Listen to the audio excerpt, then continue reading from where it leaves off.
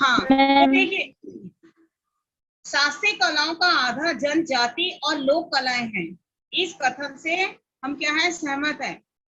ठीक है, अगर हम पीछे मुड़कर देखें, यानी पहले हम देखें, हिस्ट्री में देखा जाए तो जनजाति और लोक कलाएं शैलियों के सभी रूपों में क्या है, एक व्यवस्था सी दिखाई देती है। ठीक है, और यही आगे चलकर शास्त्रीय कलाओं का आधार बनी है। ठीक है, शुरुआती दौर में सभी कलाओं का संबंध क्या है, लोक है ना।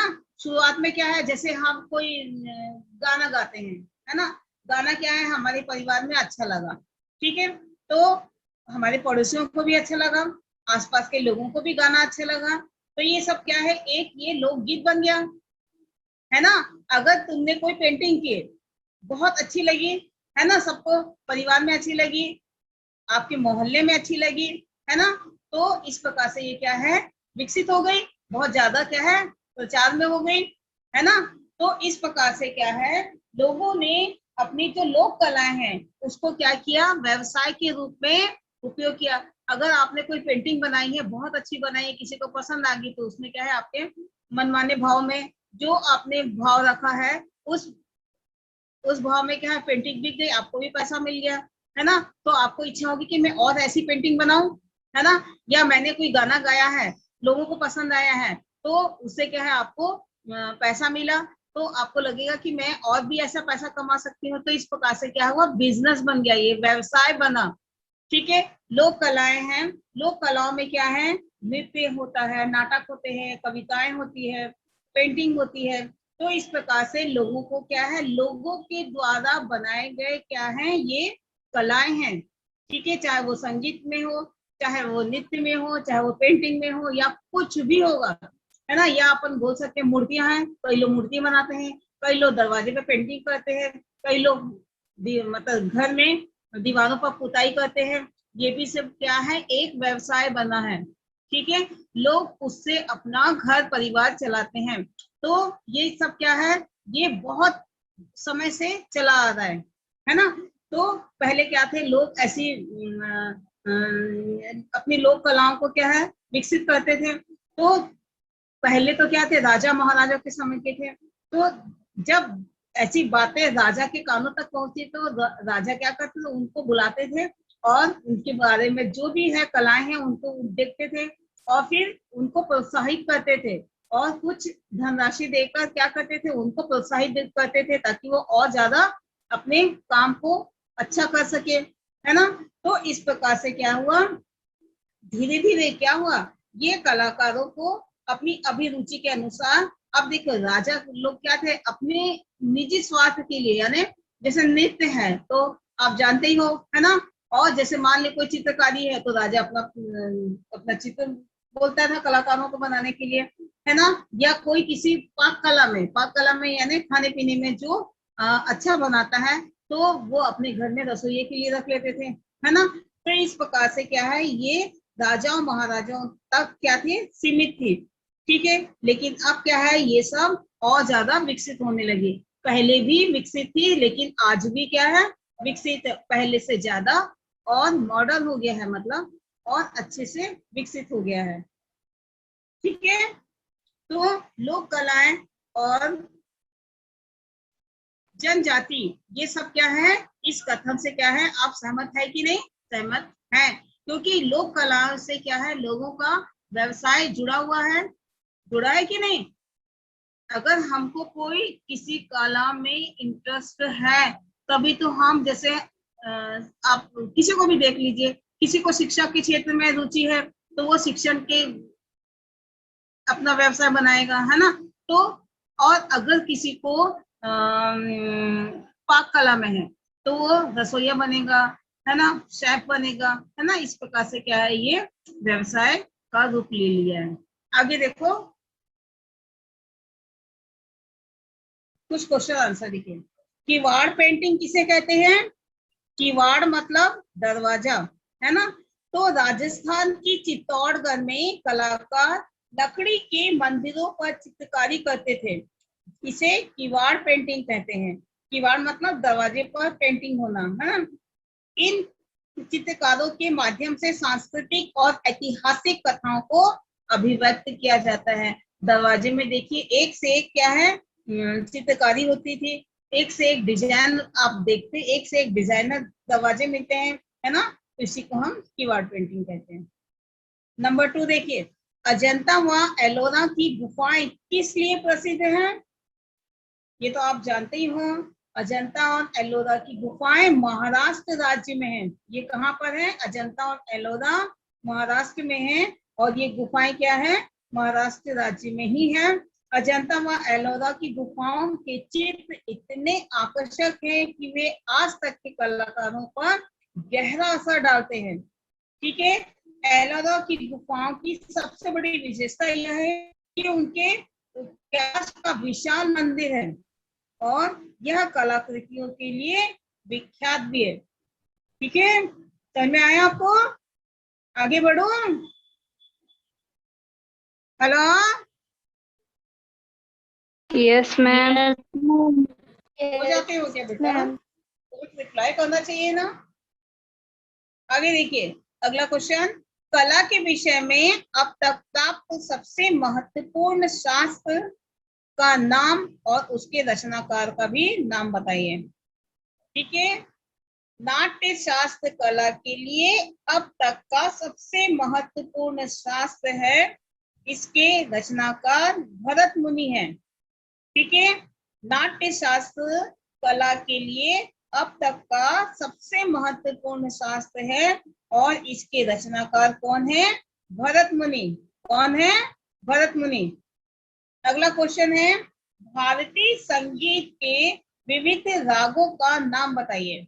अब भारतीय संगीत में कौन कौन से राग होते हैं? कौन कौन से होते हैं? भारतीय संगीत सुर, ताल, राग और काल से संबंध है। भिन्न भिन्न समय के अनुसार राग भिन्न भिन्न होते हैं। जैसे ब्रह्म मुहूर्त में भैरव, सुबह का राग कौन सा है? मेघ, दोपहर का राग है दीपक श्री राग, रात का राग है कौशिक पिंडोला। ओके, समझ में आया बेटा? यस ब्रह्म मैम। मुहूर्त का भैरव है, सुबह के समय मेघ राग है, दोपहर का राग का नाम है दीपक श्री राग, रात का है कौशिक और पिंडोला। अगला क्वेश्चन है क्वेश्चन नंबर 5, वैदिक काल किसे माना गया है? वैदिक काल कब का है? ये लगभग 5000 ईस्वी वर्ष पूर्व के समय को वैदिक काल माना जाता है। कितना? ईसा पूर्व से 5000 के लगभग का समय को हम वैदिक काल माना जाता है। संस्कार गीत किसे कहते हैं? क्वेश्चन नंबर 6 है, क्या है संस्कार गीत? जन्म से मृत्यु तक मनुष्य के जीवन में 16 संस्कार होते हैं, जैसे गर्भधारण, नामकरण, अन्नप्राशन, यज्ञो, ठीक है, पवित्र, विवाह आदि। इन विभिन्न अवसरों पर गाए जाने वाले गीत को संस्कार गीत कहा जाता है, जैसे सोहर गीत, विवाह गीत। ठीक है, हर उत्सव में अलग अलग गीत गाए जाते हैं, उसी के अनुसार उनको नाम दिया गया है। ठीक है, ये कितने होते हैं? 16 संस्कार होते हैं। अगला क्वेश्चन है नंबर 7, ऋतु गीत किसे कहते हैं? ऋतु मतलब ऋतुएं, है ना, तो विभिन्न ऋतुओं में मनाए जाने वाले त्योहार के अवसर पर गाए जाने वाले गीतों को ऋतु गीत कहते हैं। जैसे वर्षा ऋतु में सावन का देखो गीत है ना, ऐसे ही शीत ऋतु में, वर्षा ऋतु में, ग्रीष्म ऋतु में, तो उसी ऋतु के अनुसार क्या है गीत गाए जाते हैं, उसी को हम ऋतु गीत कहते हैं। जैसे श्रवण मास में क्या होता है? नागपंचमी पर गाए जाने वाले गीत, फागुन में होली गीत, नवरात्रि में जस गीत। ठीक है, अगला क्वेश्चन है क्वेश्चन नंबर 8, भीष्म बेटका की गुफाओं के बारे में संक्षिप्त में प्रकाश डालिए, बताइए उनके बारे में। ठीक है, इसका आंसर है यह गुफाएं कहाँ पर है? मध्य प्रदेश के रायसेन जिले में है। ठीक है, यह गुफाएं आदि मानव द्वारा बनाए गए शैल चित्रों के लिए प्रसिद्ध है। किनके लिए? आदि मानव द्वारा बनाए गए शैल चित्रों के लिए प्रसिद्ध है। इन चित्रों में सामूहिक नृत्य, संगीत, जानवर, युद्ध और साज सज्जा आदि क्या है? दर्शनीय है। ठीक है, समझ में आया बेटा? क्वेश्चन समझ में आया? क्वेश्चन के आंसर समझ में आ रहे हैं बेटा? हाँ, यस मैम। क्वेश्चन नंबर 9 देखिए, भारतीय कलाओं का आत्मा विश्व मुरीद में है, स्पष्ट कीजिए। इसका आंसर है भारतीय लोक नृत्यों में क्या है? 7 पैरों का उठना, हाथों का जुड़ना भारत की सहचर्य और प्रेम भावना के संकेत हैं। साथ ही भारतीय संस्कृति में निहित वसुधैव कुटुंबकम की भावना के कारण ही आज पूरा विश्व भारतीय कलाओं का मुरीद है। ठीक है, अगला क्वेश्चन है नंबर 10, भारत के विभिन्न प्रांतों के लोक नृत्यों के विषय में आपको बताना है।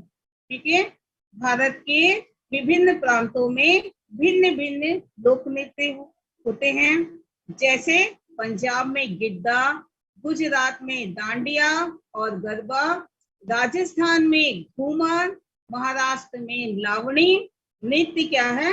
प्रसिद्ध है। मैसूर में क्या है? खंडवा कबीले के लोग क्या है? बाल काल से ही, बचपन से ही वो लोग नृत्य करते हैं। केरल में कुर्वांची नृत्य को क्या है? भरतनाट्यम का प्रेरणा स्रोत माना गया है। ठीक है, अरुणाचल प्रदेश में निशी, असम का बिहू और आंध्र प्रदेश का कोलहम है ना, कर्नाटक का यक्षगान और बंगाल का क्या है? छाऊ नृत्य, ये क्या है? प्रसिद्ध है। अलग अलग प्रांत के अलग अलग क्या है? नृत्य भी प्रसिद्ध है। अगला क्वेश्चन है, कलाओं के लिए स्वर्ण युग किसे कहा गया है? स्वर्ण युग कलाओं के लिए 4वीं सदी से 6वीं सदी के बीच में। कौन सी सदी? 4वीं सदी से 6वीं सदी के बीच का जो समय है, किसका था? गुप्त साम्राज्य का था, है ना। तो गुप्त साम्राज्य काल में कलाओं को क्या है? स्वर्ण युग कहा जाता है। ठीक है, कलाओं के लिए ये बहुत अच्छा युग था, जिसे हम स्वर्ण युग कह सकते हैं। हो गया, ये आपका पाठ पूरा समाप्त हुआ है बेटा आप लोग का। ठीक है, कल अपन नया चालू करेंगे। और आप लोग ने निबंध मैंने कल भेजा था, लिख लिए? सबने निबंध कॉपी में लिखा है? व्याकरण कॉपी में लिखना था निबंध को। ये आपका चैप्टर कंप्लीट हो गया है, कल हम नया पढ़ेंगे। ओके, हाँ चलिए, इसका व्हाट्सएप में मैं ये क्वेश्चन आंसर भेज दूंगी, आप लोग लिख लेना है। Yes ma'am. बेटा